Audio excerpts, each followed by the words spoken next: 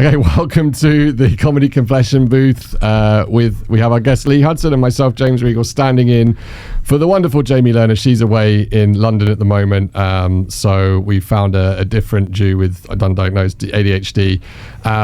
Now, I'm going to be fully transparent. Lee and I have just had a roughly 10-minute conversation before I realized I hadn't actually pressed the audio record button. So I'm doing really, really well in my debut as the new host. I don't think I'll be asked back after that, but I promise you didn't miss anything. It was incredibly boring. No, we'll go back over it because there was some interesting stuff we talked about. But first of all, welcome Lee Hudson once again. Thanks again. Yeah, I haven't seen you for ages.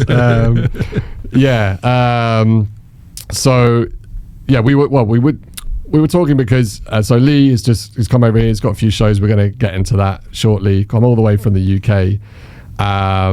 He's a big guy on the UK roast battle scene. I produce Roast Battle Barcelona. We had a show last night. Lee was in the headline battle, and it's his second time here in Barcelona roasting, second victory. Yep. So congratulations on annihilating everyone before you in the Barcelona roast battle scene. Undefeated in Barcelona. I like that. But I mean, I'm planning on coming back, so I'll lose at some point. It's what happens. Yeah, who are we going to find to beat Lee? I have to think about this properly. I tried and failed. Mila's one of our best. She failed. We need to bring out a big gun. This time. Yeah, it was an amazing battle. Lee versus Mila. Show was great. And yeah, before I click record, we were talking about the difference in the scenes. I would like to cover that off though, because it's one of our big shows here at the Clubhouse. Lee, you said you've battled like 44 different times, roughly. Was that right? Quite a few, yeah. Yeah. What was the win-loss? It's quite a lot of wins. Yeah, it's 28 wins. 28 wins. 13 losses. Yeah. And 3 draws, which were ones where the judges were split and the audience didn't make more noise for one or the other. Sure. A couple of those battles really stunk as well, and I think it was no one just wanted to give either of us the win. Yeah. So that was fair. But yeah, I've done it a bunch. So I've done it in 4 different cities. So LA, London, here, and Edinburgh. Of course, yeah. At the Fringe, or just did you go up there and do it? They've all been Fringe ones. Because Roast Battle London used to go to the Fringe and do it every night. Yeah, I did it. I was judging that one. Were you judging that one? Yeah, 2022, I think that was. Yeah, did I know that? Or you battled Sam Serrano, didn't you? I did. I battled Sam Serrano. I also battled Stuart Kennedy from here. Yeah. So I did too. Yeah. The Sam one was crazy. So Sam Serrano, he's like gender non-binary, autistic, like bulimic, like there's like all this stuff. So not much to go on. Yeah, and I was just like, well, my parents are divorced. I'm Jewish or whatever. and we had never met. We literally just exchanged one email with facts, and the first time we met was basically going up on stage. It was a really fun battle though. Yeah, those ones are fun. I think they're more fun when it's someone you know a bit better though. Yeah, for sure. But no, they can still be fun, and those ones were crazy in Edinburgh. I think there was like one Edinburgh run when Victor Petrascan battled every night. I think Ken did it the last time it ran there as well. He battled every single night, which is just insane, quite frankly. I just did a couple. Yeah, and now you've got Roast Battle Scotland, of course, currently top of our roast. So for listeners who don't know, there's a global roast battle league. So all the different cities, there's 16 cities in the league, divided into 4 groups depending on your geography. So we're in the league with Scotland, Toronto, Montreal. We're like International West. You guys are with Manchester, Tokyo, and Australia, I think so, something like that. Yeah, but Scotland they're so far ahead. Their roasts are really good, but also like they go on for about 15 minutes. And we were always told like, oh, editing's really important, but like the judges in LA that we send the battles to every week to decide the points, they just love Scotland. Yeah. And yeah, we have beef with Scotland, but I don't think they care. They're so far ahead. I was really impressed by the standard here though last night. Such a good show. Like every battle was fantastic, which is rare in any of the scenes I've done roast battling. Like there's normally one that stinks, but last night there wasn't. It was all great, different styles. So I really enjoyed that. Yeah, last night the lineup I think was great, but we also had some newer people. only battling for like the second time, maybe or second or third time. Didn't show. No, they all brought something really different. And even if the joke writing wasn't as strong, like the rebuttals, the energy on stage was like, I really enjoyed that. I think that's my favorite show we've done for ages. Nice. And you did your first ever roast battle in LA, right? Yeah, I was a year into comedy, February 2018. I just emailed them and asked because I was going to be in town. I was like, yeah, why not? That was interesting, going up against someone that had been doing comedy for like 15 years, and I was a year in, and he did not take me seriously. And it's only 3 jokes, the undercards out there, so I spent so much like time and focus making sure I had 3 bangers and won. Were you intimidated? Did he try and intimidate you? Not really. No. Like we went and got a coffee earlier on in the day and had a chat, and he was hosting a show at the Hollywood Improv before roast battle, and I went and hung out there. Nice. And he was introducing me to people. He couldn't have been nicer to me, and then I just said the worst things in the world about him. Yeah. Brilliant. Do you remember any of those jokes? I mean, I guess without knowing who he is, it might be difficult. Yeah, he's a very gaunt-looking man. Yeah. And he's an actor as well as a comedian. And I said that he auditioned for a role in Dallas Buyers Club, but they told him he looked like he had too much AIDS. I like that. Which is a pretty good roast joke for a year in. Yeah, it's not bad. And also, like, phrases like too much AIDS. The room started chanting. Yeah. Because they've got, like, hype men there as well. Right. The whole room was chanting, too much AIDS. Too much AIDS. That's the beauty of it, because, you could have said that joke in a number of different ways, right? And I don't know if you did this deliberately or if it just naturally came to you because you were new in comedy and you weren't necessarily thinking about the craft as much then. But someone said one last night. It was a Holocaust joke that Aurelio did against Romania, and he said something. Romina. No, that was good. It was something about fonduing. Talking about Jews and used instead of burning or gas or anything, he used the term fonduing. Yeah, and that, I think it's just that turn of phrase that made that joke. Oh yeah, the word plays everything. Yeah. The choice of words can make such a big difference to how a joke hits. Yeah. But no, I enjoyed that one. and roast battling is quite a good entryway into bigger audiences for a newer comic, right? We had my opponent last night, Pala. She's a relatively new comedian. It was her second ever roast. We had a full room and they loved her and they got to see what she was about, as opposed to if she was doing a smaller mic, you might not get that. Yeah. Was that your experience?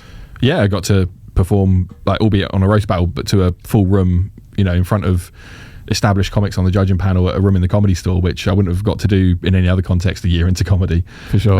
So that was really fun to do that and have that experience so early. And then you picked up gigs from that? Yeah, not at the Comedy Store, but other places in LA. People were like, oh, you're funny, you should come do my bar show or whatever, which getting anything in LA is a plus because it's a horrible city. I went out there last year, so like 6 years into comedy, I was out there for like 12 days and I did 4 booked shows in 12 days, just did open mics the rest of the time, which that's not my ratio when I'm back home in London. But you go back to some of these places and you have to start afresh. Yeah. So you were over in America because you were living that side of the pond at the time? No. If we can get into how I started, and I can tell you the full story of why I spend so much time over there. Yeah, let's go straight into that. So I started comedy in Toronto, so over the pond, but north. Yeah. I was living and working as a football coach there, and 7 days a week job. Hated it. I love football, but it ruined like coaching for me because it was just so full on. I had one night off a week. And I used to go on a Friday night to watch comedy at a club because I love stand-up. I've been watching it for years. And I was like, my one free night, I need to just chill out and go and do something. So I used to go to this comedy club and watch a late night show that started at 10 o'clock or 11 o'clock. And because I'm a bearded man with a cap in Canada, that's what all the comics look like. In a lot of places, to be fair. And because I was turning up on my own, they were just like, "Are you a comic?" I was like, "No," but I was like, "Oh, I want to say yes to that." So I signed up for an open mic there, which proper open mic, like you write your name on a list when you turn up. It said 7:30 sign up, 8 o'clock start on the website. I turned up at 7:30 to sign up, and there were already like 60 names on the list. Oh mate, yeah, that's brutal. That was my experience in Austin.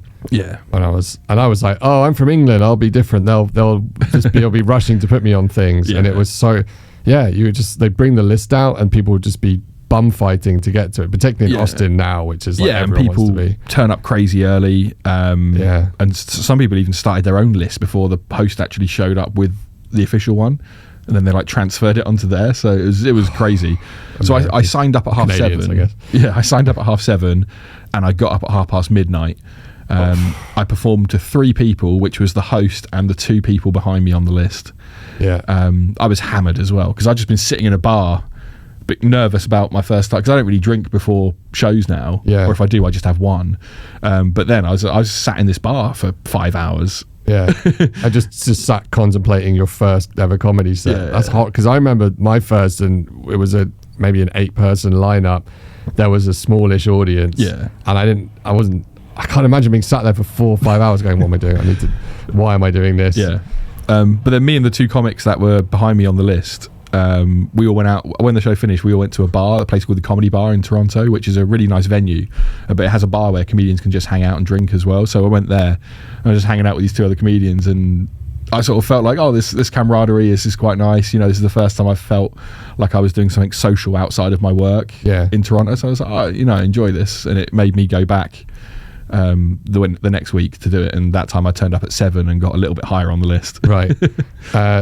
How did the set go? Do you remember? No idea. I was I was hammered. But I only did it for a few months in Toronto. I did comedy for about 4 months there, just open mics. Before I decided I was going to be moving back home. And then before I moved back home, I went to LA and I did open mics there for a little while because I just lived through a Canadian winter. I was like, I need to see the sun before I go back home. Yeah. So I did comedy in Toronto and Los Angeles before I ever did it back home, and that was why I'd sort of made some connections in LA. So that's why I started going back there. Sure. Yeah. That's I having had that experience in Austin. I don't know if you agree, but I suddenly had a huge amount more respect for anyone that's even half making it in comedy from America, because there's just so many people. Yeah. And there is, of course, like there's loads of stage time you can get. Yeah. But you're right, like when you're starting, you're literally doing it to the host, 2 people that are waiting to go on, maybe the person that went on before you, maybe some weird drunk person that's just stumbled into the bar. Sometimes you're paying $5. Yeah, you have to pay to go up, and it's like how do you progress from that to good? And I guess it is like if the host likes you, maybe they're doing a book show and they put you on, right? And, but to do that grind, and even just in the area where the comics are hanging out, you can see like there's a camaraderie, but there's also there's this like deep lying competitiveness. And I was so naive because here we're super friendly. I hope you agree. But when no, you're all assholes. When an outside, not really. We say behind your back. But like when we have visitors here, like we put them on staff, and everyone's kind of nice to them, and like real friendships have formed from people just coming to visit. Yeah. So I was like, well, I'm going to Austin. I've got my British accent. They're all going to sound like cowboys. I'm funny. Like they're gonna be offering me gigs just by me saying like, oh, I'm English. I'm from Barcelona. And it was like, no, we don't give a shit. Back of the line with everyone else. You're just another person in my way. I mean, there were a few people. Like, I did get booked on a couple of shows. Yeah. I had gone over there to just get on Kill Tony, but I didn't, which we'll get to in a minute actually. Yeah, it was rough, and I really saw it, and I was like, God, you have to really, really love this to persevere through this bullshit, because it's hard. I don't know how anyone does it out there with a job or with a proper job. Yeah. Because like I find it a struggle, like a knackering doing it out there when I'm there on holiday. And there's so much stuff where you have to turn up early for, or stuff, or stay out super late for, which again is fine if you're just visiting, but like to actually do that permanently is crazy. Like, I mean, I put quite a lot of work into it at home, where I don't live in London, but I travel into London regularly, but it still works around my working hours. Whereas out there, it seems like all the people that are trying to make it out there, none of them work proper jobs though, really. The most of them are like driving Uber or delivering food or something, like at weird hours around doing comedy and stuff. And it's just such a weird lifestyle out there. But like you say, for me, US comedy, like the top of it is the pinnacle of comedy, compared to anywhere else in the world. There's still a lot of bad stuff out there, but I think the best comics in the world are in America. So I can see why there's so many people trying to attain that, and especially with the growth of like Netflix and even stuff on YouTube now and everything. Like it's so visible. It's definitely obviously been a massive boom in the last like 10-15 years, so there's just so many people wanting to do it now as well. I thought it was interesting, and it might just be an Austin thing, because it was just like post-COVID, everyone was transplanting away from, let's say, the more sort of lockdowny liberal cities to go there. But I sat in an open mic and watched like 30 comics all try and be really edgy. And by like the 10th one, it's like, okay, we've all said the R word, the N word at this point. Like, Jesus. What taboos are you breaking? Like, it's clear that it's acceptable. Yeah. And like, and it's weird, like their punchlines were just swear words. That it'd be like, no, this happened. And I said, word, shut up, bitch. And everyone would laugh. And I was like, there's no punchline. You just called someone a bitch in an aggressive way. And that's, so yeah, I agree. I think that the high there is the highest of the high. I also think the low there is way lower than any of the lows I've seen in any city, including a lot of the European countries that have very small comedy scenes. I've seen some of the most dangerous, mentally ill open micers ever in America. I've also seen some of the best open micers ever in America. I'm like, why aren't you like a pro kind of thing? So it's such a huge range. I remember seeing Casey Rocket at an open mic. He's this, you know, Casey, right? He's this crazy riff comedian. He's very like alternative, and he's really big now. But I remember watching him at this mic a few years ago, and I was like, "What is this?" But it was at least it was different to everyone else. Well, there's I remember once I was doing a horrific open mic at a strip mall in the Valley in LA. $5 pay to play. Yeah, $5, 5 minutes. And the night there's one night I was doing it, and there was a guy called Josh Potter who was on. And I was doing this open mic with him, $5 pay to play. And then a few months later, I was watching him open for Tom Segura at Hammersmith Apollo. Wow.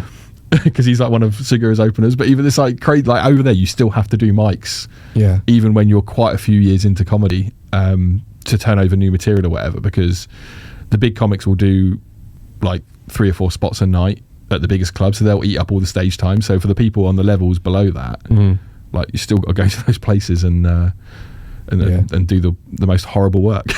So you're in North America, what, 2017, 18? February 2017 I started, You were there for a bit, and then you moved back to England. Yeah. And now, in your mind, are you now a comedian or someone that wants to do comedy professionally, or are you still kind of just playing with it? And how did you sort of transition back and getting into the UK scene? I mean, I just started going to, I found 2 mics in London that were sign up on the night, and they were the first ones I did. Right. Just because I was like so used to that system.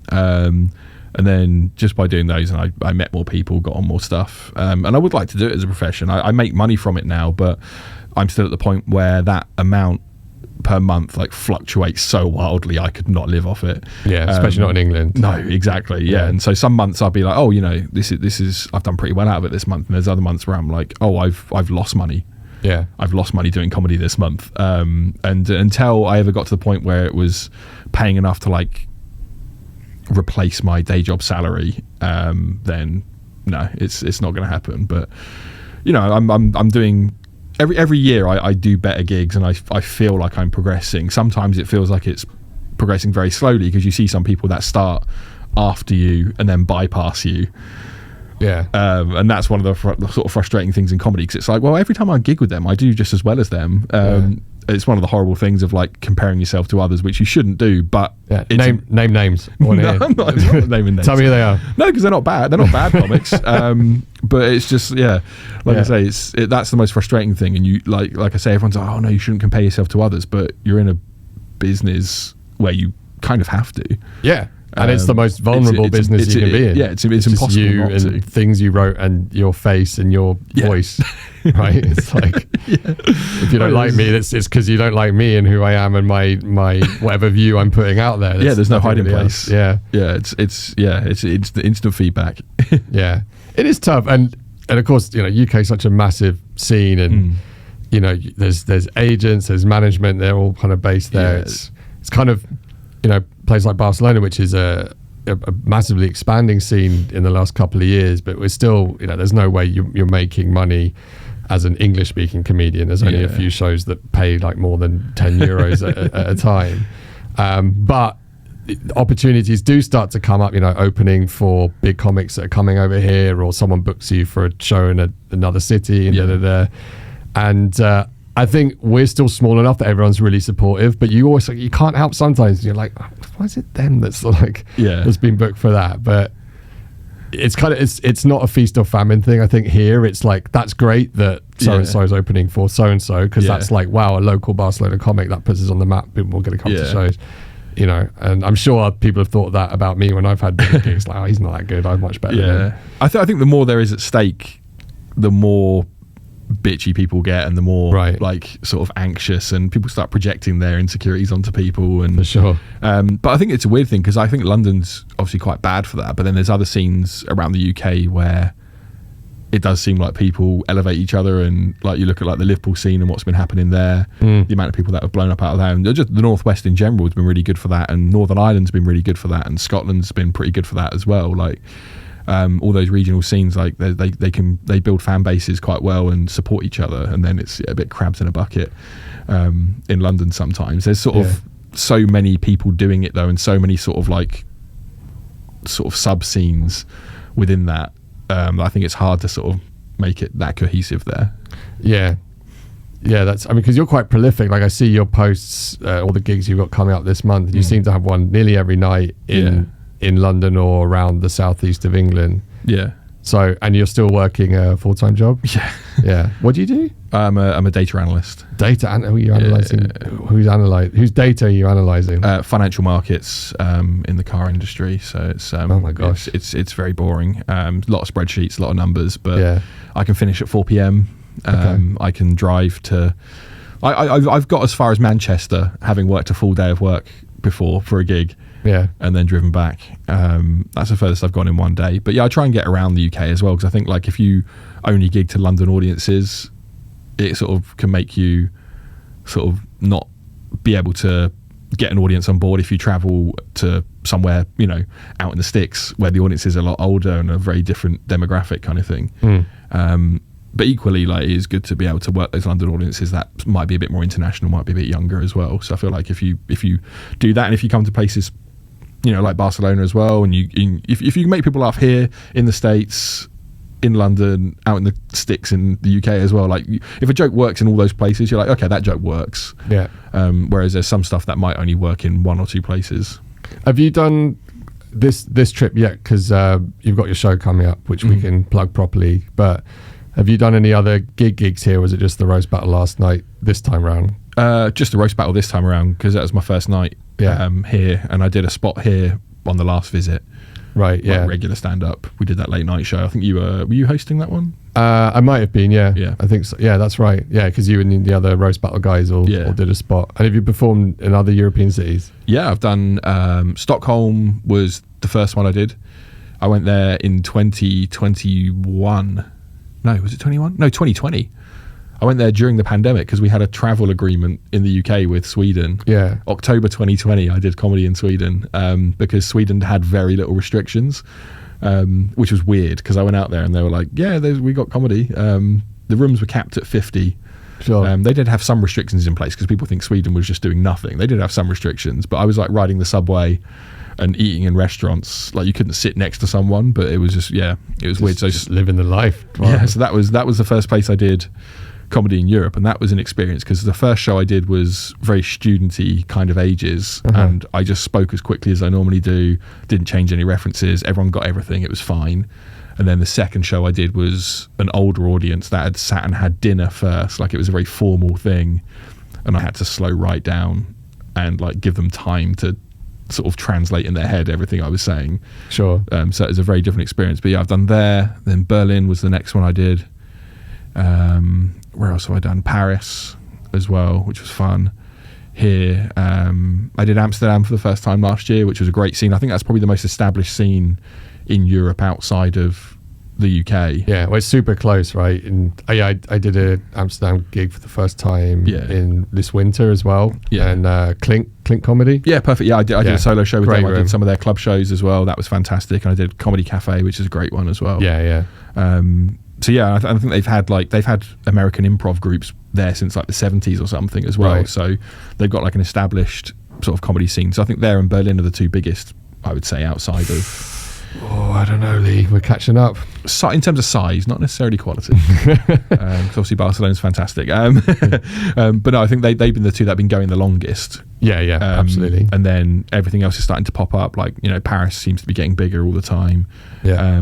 But it's interesting. I find it so fascinating going to those places and seeing what sort of people are coming out to shows as well. Like, are there any locals? How many expats? I did a solo show in Amsterdam, and no British or American or like English as a first language expats came. Yeah, it was all Dutch and Eastern European people. Yeah, and that happens, which is fantastic. I really enjoyed it. And my hour show I did a couple of weeks ago, like most of the audience was Eastern Europeans. Yeah, which is really interesting because there's nothing in my promo about it being Eastern European. Like what? Yeah. I think in the show I mentioned like how my marriage falls apart with an Eastern European woman, but it wasn't in any of the promo. Yeah, it was just, it's not a lot of. We have the same thing. It's often not native English speakers coming. Yeah. It's apart from we got a lot of Irish in, particularly when Kyla Cobbler is doing her show because she's like the Pied Piper of Irish people basically. But yeah, so established in the UK scene, I'd say pretty much at the moment. What's because you've been going, what is that, like 6 years? Just over 7 years. And you're getting booked in a lot of clubs, a lot of different things. You're touring. Like, do you feel on the cusp, or do you still feel like you're kind of fighting an uphill battle to? It depends what night you ask me. Right. It depends what night you ask me, because I might have got a big show somewhere and I come off stage feeling like a superstar and I'm like, why aren't I getting more? I'm ready for this. Yeah. And then there's some nights where I'm like, oh no, why am I even doing this? Sure. Is this a big waste of time? Am I going to get to like 10 years in and go, nah, I've wasted 10 years of my life? Yeah. How old are you, Lee? I'm 38. I was 31 when I started, which felt late. Yeah. I know people that started later as well, so it's looking at one right now. Yeah. I was 37 when I started. I'm not saying I wouldn't have been funny if I'd started younger, but I don't know what I would have had to talk about. I don't know if I'd have been able to articulate myself as well as I do now. So I think everything happens when it happens, kind of thing. So it's hard to know what I would have been like if I had started earlier. But yeah, it's like I say, it fluctuates so often. Like, it's such a roller coaster. It's never sort of constant. It's a pursuit which really messes with your emotions and your mental state. Yeah, for sure. Quite a lot, because like I say, you feel like a superstar one night and an absolute fraud the next. So it's horrible. Like, what in your ideal world, what would happen? Like, the end goal for me, like, I know I'm not going to be like an arena comic. That's not like a thing that I think would ever happen. But if I could just tour to like my own fan base and live off that would be the dream for me. To be able to like work all the biggest clubs and just tour as well, and for that to be able to put a roof over my head would be the dream for me. In the UK mostly. Or if I could get to the point where I could tour America, that would be amazing, because like I say, it was American comedy that made me want to do comedy. Yeah. So if I could do that, there's something, I don't know, there's some sort of romanticism that I attach to it in my head doing comedy there, because it is the home of stand-up. Like, I've done shows in like New York as well, and it just feels cool being there and doing it, even if it's a bar show to 15 people. It still feels cool. So that would be great if I could ever get to the point where I could do that. Okay, yeah, nice. I think Europe's a really interesting thing right now, because English comedy is just growing and growing. Yeah. You've got people out there like Victor, like Dragos, a whole bunch of others that are not just going to Amsterdam, Berlin, Paris, Barcelona, Madrid, whatever, but they're going to going to Bratislava and or even like smaller places. Yeah. Victor does like villages in Iceland and sells out 100 seats, just bringing comedy in it, because everyone has a grasp of English. Yeah, I'm interested to know how that will, because a lot of those guys doing that, they are non-native speaking, kind of. They call themselves immigrants, I suppose. Europeans of different sense. I wonder if it has the same charm as a person from London going around to these countries. Like, although, maybe it does. I don't know, but something about their shows just feels very much, the audience feels on a level with the comic. Yeah, because they share a lot of the same, regardless of whether they're from like Romania or Germany or whatever. yeah, I'm interested to kind of see how we can blame Brexit for that. Like, Yeah. it's made us less European. I mean, we were always a little bit weird compared to the rest of Europe anyway, because that's what British people are like, you know, you just go in a Benidorm and order in a full English kind of thing. Yeah. But there are some English people starting to do it though. There's a guy, Tom Henry. Oh yeah, no, weirdly, me and Tom used to work together in the same PR agency. Yeah. And then I bumped into him at Edinburgh, not knowing he was a comic. Yeah. And he didn't know me either. And I was like, yeah, that's crazy. Guy. But he travels all over with. He often does shows with Ram. From Amsterdam, Ramarangi, and those guys are great. But they put on shows together, and they seem to do really well in terms of getting people in. Yeah. And having a hook to sort of to plug the shows with, kind of thing. Yeah. I tell you what's fun about being English and performing here and having done some other European cities as well. Cause I think I'm quite a generic looking guy. You know, I don't think you look at me and go like, "Oh, this guy's gonna be funny." Like I rely a lot on my wordcraft and my writing. But in Europe, like people love to shit on the British, so you can really you can just it can be cliche if you're not careful, but. You know, so much of my best material is just me just talking about being English and how much they all fucking hate us. And that was always my worry going back home to England to perform or at the Fringe or whatever. I'm just like, what's my point of difference here? Yeah. And luckily I found other ways, but do you also, is that something you enjoy as well when you gig abroad, like really just like leaning into that the acceptable racism that people have about the English? Sometimes I'll try and just have like an opening joke about it, but I don't like getting bogged down in it too much, because it's like all the joke I'm not writing those jokes back home, right? And like chances, I mean, there's some shows I did in America where I asked the host to say that this guy's from the UK, because then I don't need to address it if I don't want to. Then I can just go into my material, because I've got material that I just want to get into. I don't want to waste time on having that. But then there were some shows where I had a little throwaway joke about British teeth, which was going down great in America. So I just open with that. It's like, okay, we've had a laugh. A British stereotype. Now I can just get into my regular stuff. Yeah. But yeah, like you say, if it's hard to get, because when I started off when I was in Canada, a lot of my act was, this is what it's like being British in Canada. And then when I moved back home, I was like, shit, I need to write now. Yeah. I have to get rid of all those jokes. Yeah. Yeah. I've tried to, when in England, talk about my experience of living in Spain and like just reverse it, flip it on its head. Yeah, like sort of I'm able to twist the jokes in a way where people can still relate. But yeah, you're right. It's I mean, I started leaning quite heavily into my Jewish roots. So I did a show at Edinburgh last year with my friend Luke, split hour called Fake Jews. We can't really do that anymore. So I have to think of another thing to be interesting about me. Otherwise, I've got nothing. It's just Jewish and English, and that's just about it, really. Speaking of Fringe, you going up this year? Yes, I'm doing a half run because I cannot afford to do the whole month. Yeah, it's tough. Can't take the time off work, and also I can't afford. Like it's crazy. I mean, I know I choose to spend money on other things as well. I might be able to if I didn't want to come places like here or when I was out in America a couple of months ago as well. But yeah, just ridiculous price. But I am looking forward to doing my show every night for 2 weeks. Yeah.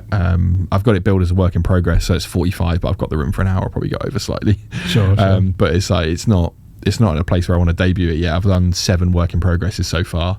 Yeah. And I feel like it's in a good place now. It is a good show, but I don't know what sort of state it's going to be in next year. So. What's the name of the show? Baggage Limit. Baggage. And what's give me a pressy. What's the rough vibe of the material?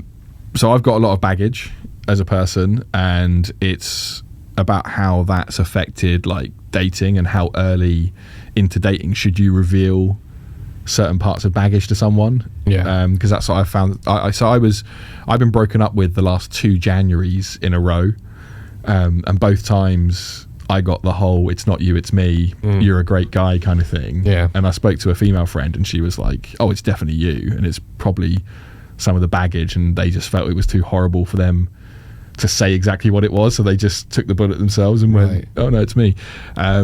And so it's sort of delving into my baggage and sort of interacting with the audience as well about what they think caused these breakups. Sure. And how early into like a new relationship should I reveal some of these things to people. Yeah.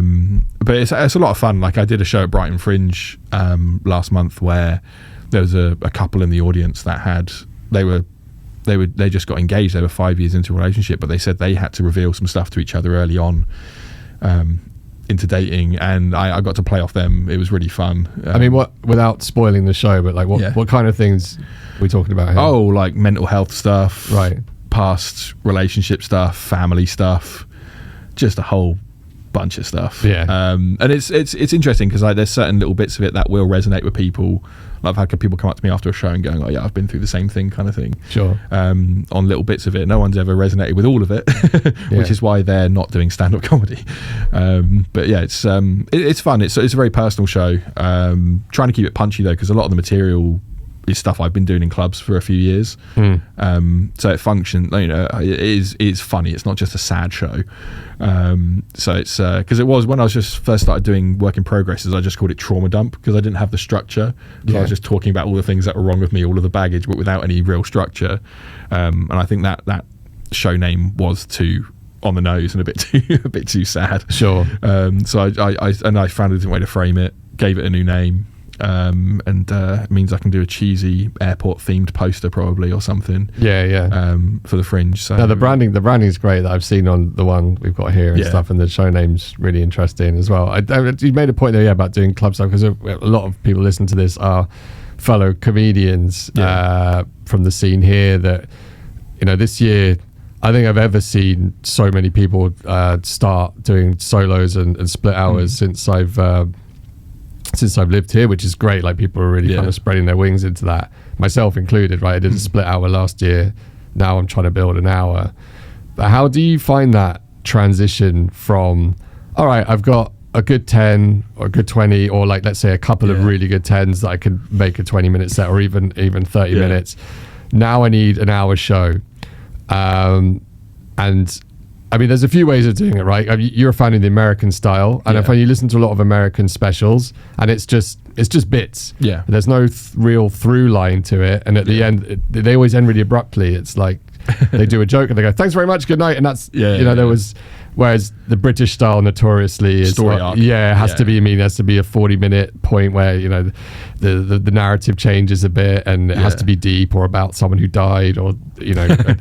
So I mean, it feels like you've kind of gone in that route because you're sharing kind of painful things. But I guess this is a really long-winded way of asking, like, how have you found transitioning from being a really good club comic into trying to build a show that really puts across who you are as a comedian in the space of an hour?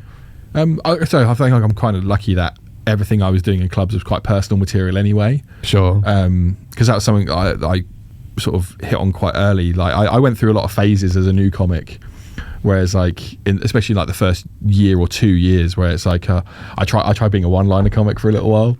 I enjoyed writing them, hated them in the end because they were just throwaway. But you do that in roast battles though, really. I mean, that's a one-liner show effectively. I tried to be an edgy boy for a little while, because I loved like people like, you know, Frankie Boyle and Anthony Jeselnik and people like that, and it turns out you need a high level of skill to talk about some of the things they talk about. Do you remember any jokes that you tried writing that were edgy and just didn't, or they bombed? Or no, I've tried to scrub those from my memory. They were terrible.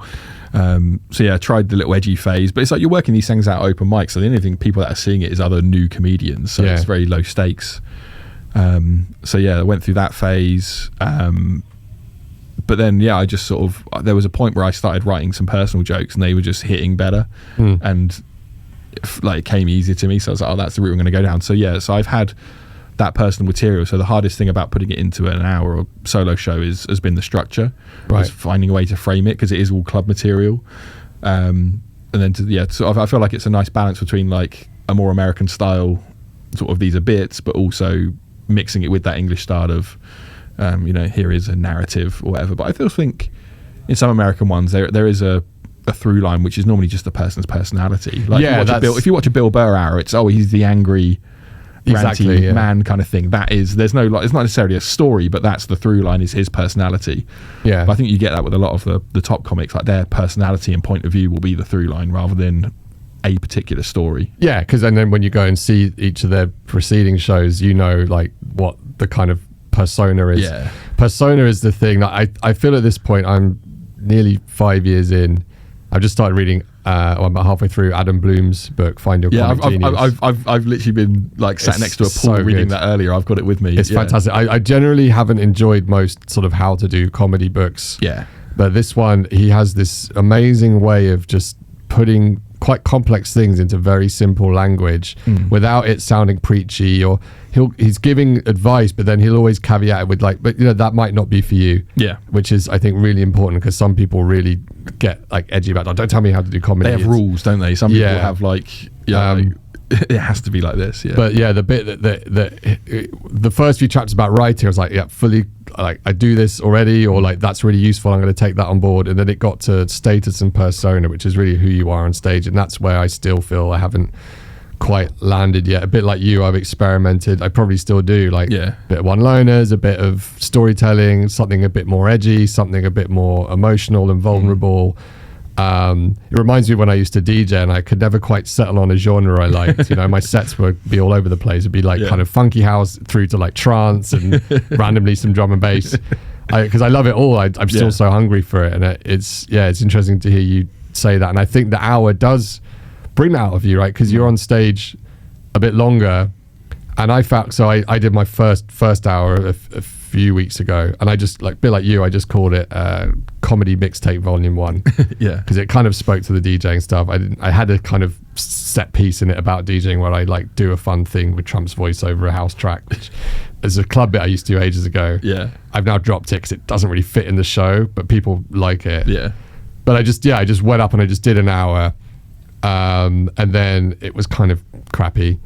I just wanted to do it. Second time, refined it a bit, and it was in that second time I realized actually a lot of the material had kind of a narrative thread about, I'm always just trying to people please. I'm always like, I get to a confrontation and I step away from it, and that revelation was like, oh, that's what the show's about. I didn't set out to be like, okay, this is the thing I want to write the show about. Is that something you found with yours as well? Oh, massively. Like, that's where I stumbled on the structure, was just by doing it. Because but also like thinking about it afterwards and analysing it as well was helpful, because I feel like you learn so much just by doing an hour, more than you would from club sets kind of thing. So that's why, like, I've only done it 7 times, but the structure's changed.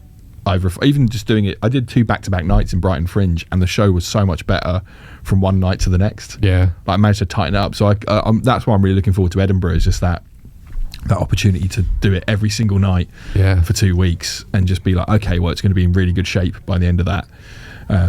Because just, if like I say, if you're doing it properly and you're going back over your notes afterwards and being like, okay, I need to put these in a different order, or I can structure these differently, or I can link these bits differently now. It'll work itself out if you're doing the work. And you're obviously performing that show here in Barcelona when this comes out, to be Saturday, so tonight. Here you've got a hell of an opener. It's me. So it was, that's 6:30.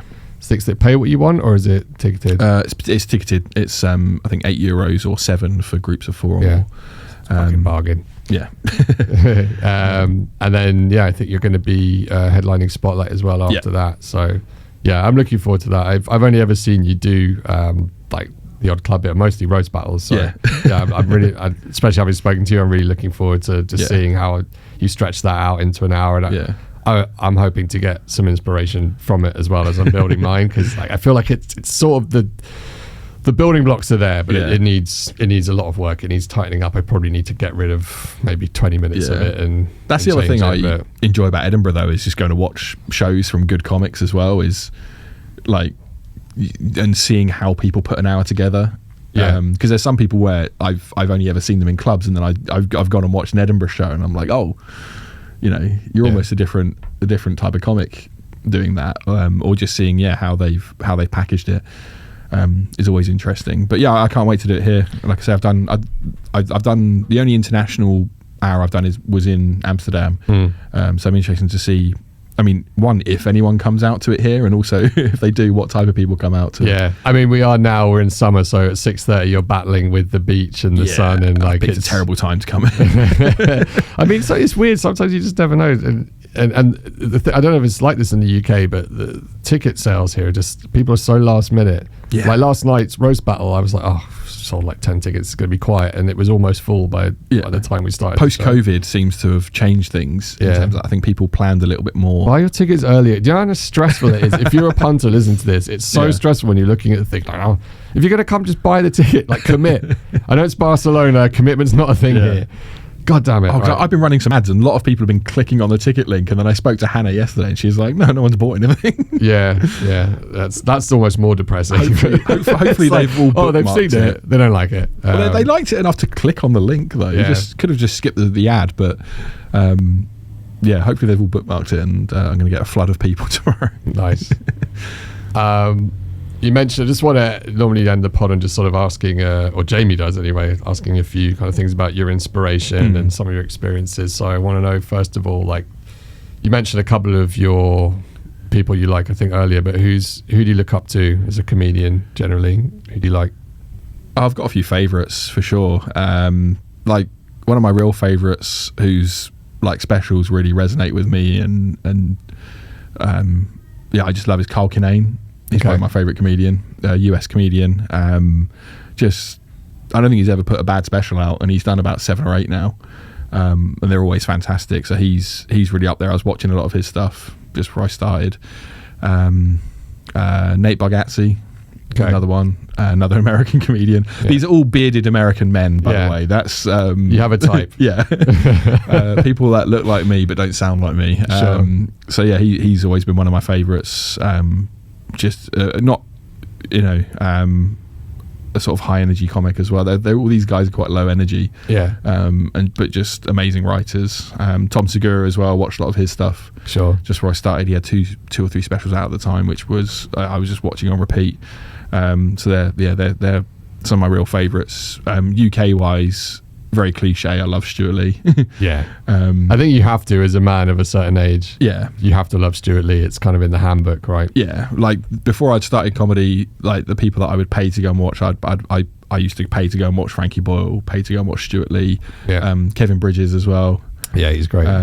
These are all people that I watched before I actually did it myself. So for me, they're like the best UK comics that I watched when I was starting. Yeah. I always remember now, I went to watch Stuart Lee at Edinburgh a couple of years ago. Was it a couple of years ago? Was it last? It might have been last year. And I took Jamie along because I'd like shown her clips and everything, and she hadn't seen him live. She didn't know him that well.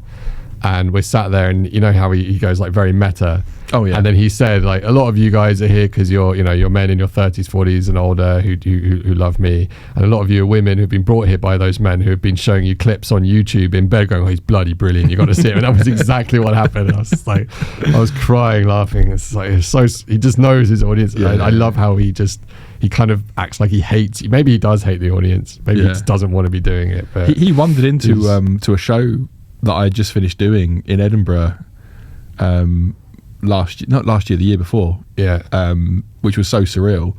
I just hosted 2 friends were doing a split bill in a little karaoke room at the Three Sisters, and they had like a guest host every night, just doing like a little bit at the top, a little bit of crowd work, and then bringing them on stage. And we just finished, and we were like clearing the room up, picking up like the empty plastic pints and stuff, and he just wandered in. And we wanted to do like a double take, like, hold on. Yeah. And he was just like, oh, what were you guys doing in here? What was the show about? Yeah. And we were like, it was this kind of thing. That's amazing. He goes, oh, sounds cool. And just chatted to us like, how's your Edinburgh going and stuff? And we're like, all right, how's yours? Yeah. and then he just wandered off after we'd finished the conversation. I like that though. Like, he clearly loves doing like the Fringe and I can't remember her name now, but there was a Chinese girl that's been through here.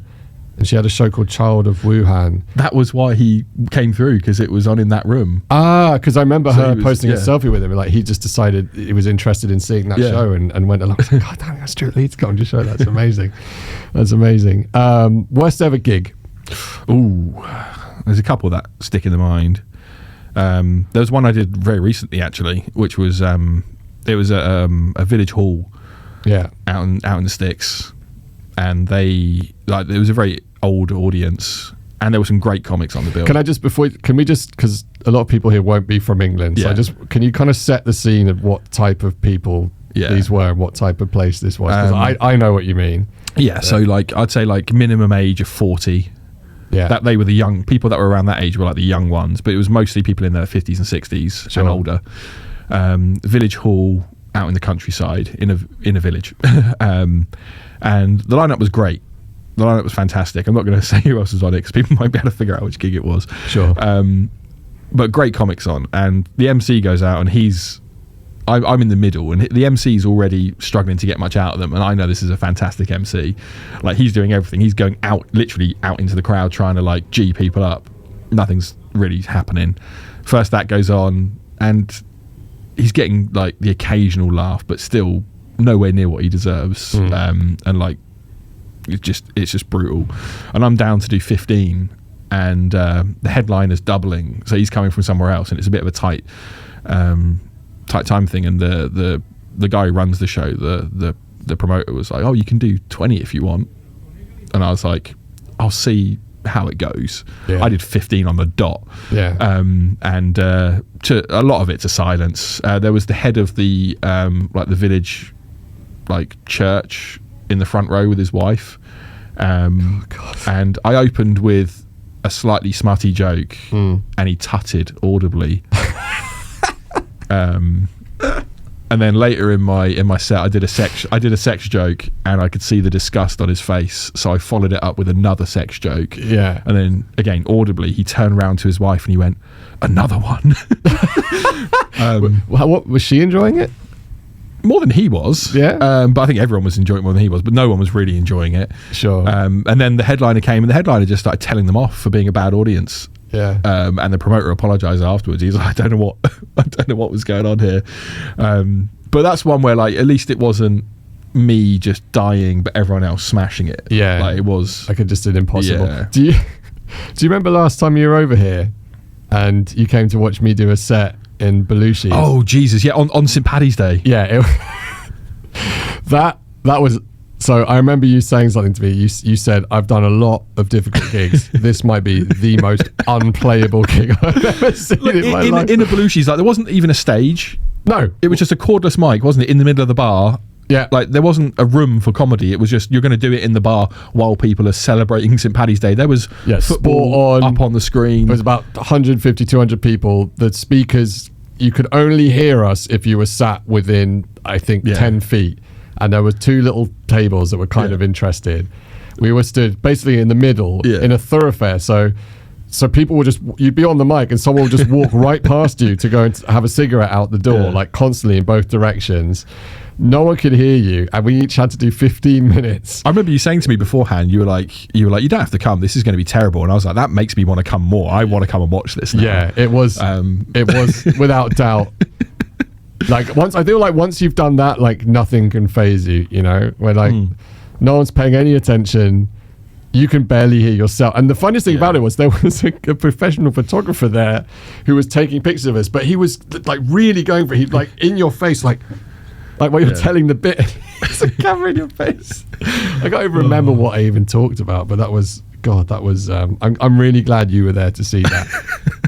Because like I didn't know you that well, but I knew, you know, you'd been gigging a lot. You've been doing it for a while. You've gigged all around the UK, and I know those church hall gigs you're talking about must be awful. But for someone like you to be like, this is the worst I've ever seen. That's always one of, like, sometimes you get asked to do a show and it's in a pub in the UK. And my first question is always, is it in a separate room? Because there are some gigs where you're just doing comedy at people who don't know there's comedy or want comedy. And that's always hell. I did a few mics in Canada where there was hockey on at the time, and it turns out sort of grumpy old Canadian men do not like it when you interrupt the hockey. No, absolutely not. But we each got paid 50 euros for 15 minutes is like, that's a lot of money anywhere really as an amateur comedian. And there were 3 of us and a host, so they must have plowed about 200 euros in, but there wasn't a single sign up saying comedy night or comedian. Like, they must have just thought, Patrick's Day, what Irish people like laughing, like let's get some comedians in. It was bizarre. I you know, in a very sadistic way, I enjoyed watching that. Do you have any apart from the famous ones, any comedians here that have caught your eye at all that you've seen? I guess you've not really been here long enough or visited enough, but is there anyone you've seen you're impressed with? No, obviously I Rate Yourself. That's why I asked you to come along. Stop it. And open tomorrow. I mean, Marnie was hosting that one at Belushi's. Yeah. And I was impressed by sort of her willingness to try and make that show work. Yeah. And you know, that's the only experience I've had seeing her, but I've heard she's great, like in general anyway. Yeah, like Marnie's a force of nature, and she's touring with Michelle Wolf and opening for her in like massive rooms now. Yeah, I think like, she deserves theatres in America and stuff, which is fantastic. Yeah, she's definitely one of our best, and she can carry a show just on her personality alone, and her crowd interactions are so sharp, but her writing's also brilliant, and just like she has this way of connecting with people that I'm very jealous of. But I think Marnie's a good shout. We're coming to the end. I think the last question we always ask on this podcast is, do you have any advice for new or younger comedians coming up? Don't. No, we've actually had that one before, so I'm going to press you for another one. No, I would say... But why is it? We say, like, I know it's ironic, right, because we love it. Yeah. But like, why don't? I don't know, because there's so much... Like, it's weird. Comedy... in certain aspects makes me really happy, and in certain other aspects makes me deeply unhappy. Yeah. The time I spend on stage makes me really happy. The time I spend hanging out with comedians I like makes me really happy. But the process of booking, like trying to get booked on shows and trying to get ahead and progress, and some of the promoters you have to deal with is just, it's like complete mental warfare. Yeah, like the work side of it. Yeah, it's not good for your mental health at all. But I mean, there's a lot of other industries that would. My only advice would be, I mean, it's sort of quite generic stuff, but just try and write, try and get up a lot, analyze as well, like video yourself, or at least do audio record when you can. Yeah. And if something doesn't work, try it again. But if it keeps not working, drop it or change it. Because I see some people just literally trying to flog a dead horse sometimes, and I'm like, why are you still doing this bit? Yeah, it's not worked. Like, figure out why. But yeah, it's just a repetition of doing it, and also watch a lot of comedy, like live and on TV as well. Sure. And just see how the best people do it. Don't copy them, because there's a lot of people doing that. There's you come to London now, you'll see a few Acasters, you'll see a few Stuart Lees. Yeah. You'll see a few people even aping some of the American comedians as well. Yeah, it's so difficult not to, right? Because you're influenced by them and just how they speak. But I think that's in your early years when you haven't quite figured out who you are. It's quite easy to just kind of adopt that, right? But massively, yeah, and especially when someone gets like really big. I've seen it a few times recently. A few people sort of adopting like the cadence or the mannerisms of like Shane Gillis, because he's like one of the latest people to become a star kind of thing. And back when I was starting, there's a lot of people doing Burr as well, like the mic stand lean and stuff. So it's I think take influence, but try not to copy as hard as it is. But yeah, there's so much good comedy out there now as well. Like, I've discovered so many comedians just by being able to watch like whole hours for free on YouTube now. You don't even need to have a Netflix subscription. There are some amazing comedians putting out YouTube specials, Spotify albums as well. Like, I listen to a lot when I'm driving. So yeah, there's so much out there. So just try and absorb it, and it's hard work as well. Like, you got to put the time in. Like, relationships have suffered.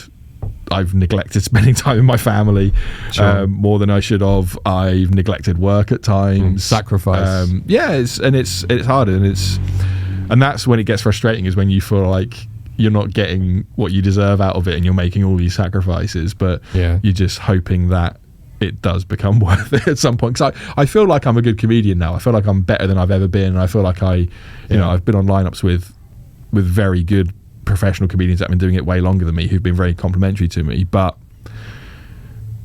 it's like, that's I've put in all the work to get to that point, but I'm not really reaping the rewards of it financially or I mean, I've heard it said that it's normally around 7 to 10 years is the time it takes to, unless you're a new range of like TikTok people, or you're just very, very lucky, or you're just so good that you're getting booked on massive things, which does happen. But yeah, it's a grind, right? So if you really love it, I guess you stick with it. Absolutely. It's it's like you say, and people progress at different speeds as well. That's like I say, seeing people bypass you and stuff is frustrating, but it's all the old cliches of, you know, you're on your own journey. Yeah, you're on your own journey. We are, and our journey on this podcast has come to an end. What about that for a segue for the debut There we go, host? wrapped it up. That was beautiful. No, I want to, before we go, opportunity to just plug the show one more time if people are still listening. But we'll also, I think, Jamie clips bits out as well. So, yeah, Baggage Limit here at the Comedy Clubhouse, Saturday the 8th of June, 6:30 p.m. Got a fantastic opener, like you said, and it's going to be it's going to be an hour of personal comedy that will hopefully make you laugh. Brilliant. Thank you so much, Lee Hudson. Jamie Lerner will return for the next episode. I hope so. Anyway, she's great. But yeah, I've been delighted chatting to you for an hour. Thanks very much. Cheers.